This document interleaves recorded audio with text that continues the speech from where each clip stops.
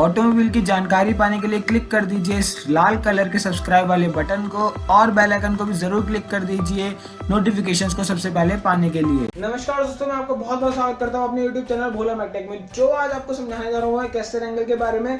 अगर आपने इस वीडियो को अभी तक शेयर नहीं किया तो प्लीज अभी से अभी शेयर कर दीजिए अपने दोस्तों के साथ। अगर अभी अब तक आपने मेरे चैनल को सब्सक्राइब नहीं किया तो प्लीज अभी के अभी इस चैनल को सब्सक्राइब कर दीजिए और साइड में बेल साइन को भी दबा दीजिएगा। तो आइए शुरू करते हैं कैस्टर एंगल के बारे में। कैस्टर एंगल क्या होता है, क्या काम करता है और क्या जरूरत है इसकी।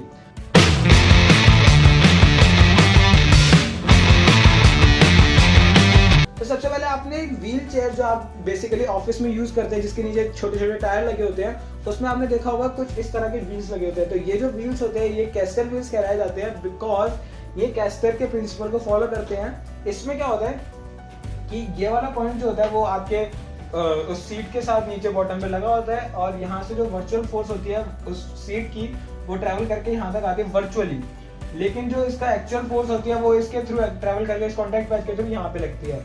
तो इसमें क्या होता है कि जैसे जैसे आपको इसके टॉप की डायरेक्शन चेंज होती है, तो क्योंकि ये हमारी फिक्स्ड है वर्चुअल फोर्स, लेकिन ये एक्चुअल फोर्स पे हमारा फोर्स लग रहा है ग्राउंड का।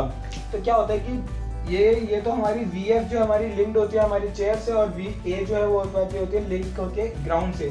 तो इसमें क्या होता है, हमेशा ये जो VA है वो हमेशा इस जो हमारा पॉइंट ऑफ कांटेक्ट है वो हमेशा वर्चुअल फोर्स के पॉइंट को फॉलो करता रहता है। अगर आप इसको इस तरफ लेके जाएंगे तो ये हमेशा इसको फॉलो करा होगा, लेकिन अगर आप इसको इधर लेके जाएंगे तो ये पूरा टायर घूम के पीछे से आ जाएगा और इसको फिर से फॉलो करने लगेगा।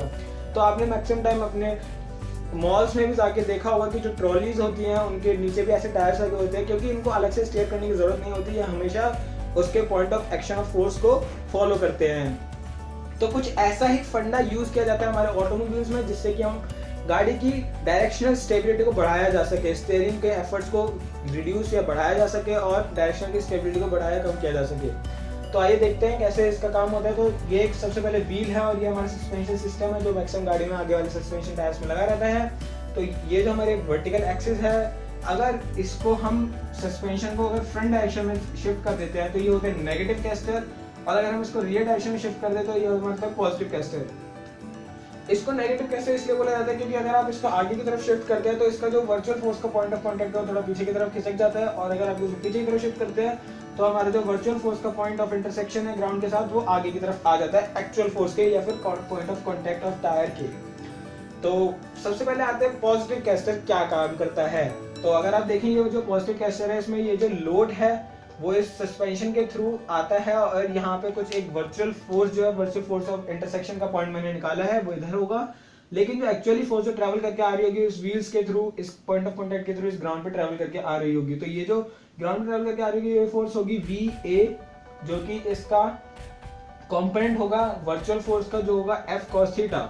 तो इसमें भी फिर से वही वाला फंडा लगता है जो कैस्टर व्हील्स में लगता था। जो ये वर्चुअल फोर्स है, क्योंकि जो वर्चुअल फोर्स है ये लोड के साथ कनेक्टेड है और ये जो एक्चुअल फोर्स है ये हमारे ग्राउंड के साथ कनेक्टेड है। तो इससे क्या होगा कि जो हमारा लोड है, क्योंकि उसके डायरेक्शन तो फिक्स है, तो लेकिन ग्राउंड के वजह से जो इसमें हम इसके पॉइंट के डायरेक्शन को चेंज कर सकते हैं।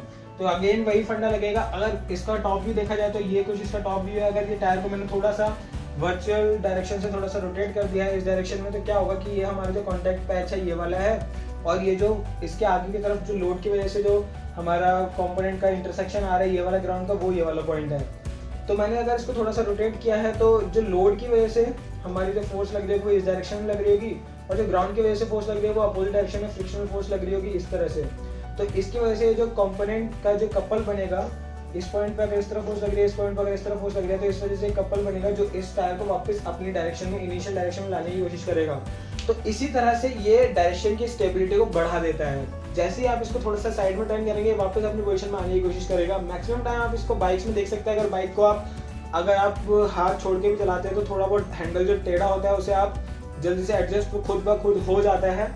तो यही कुछ फंडा उसमें लग रहा होता है पॉजिटिव कैस्टर की वजह से। तो अगर हम नेगेटिव कैस्टर की बात करें तो हमारा जो वर्चुअल फोर्स का पॉइंट ऑफ कांटेक्ट होता है ग्राउंड पे वो थोड़ा सा एक्चुअल फोर्स के थोड़ा सा पीछे होता है, और यहाँ पे कांटेक्ट पैच के थोड़ा पीछे है।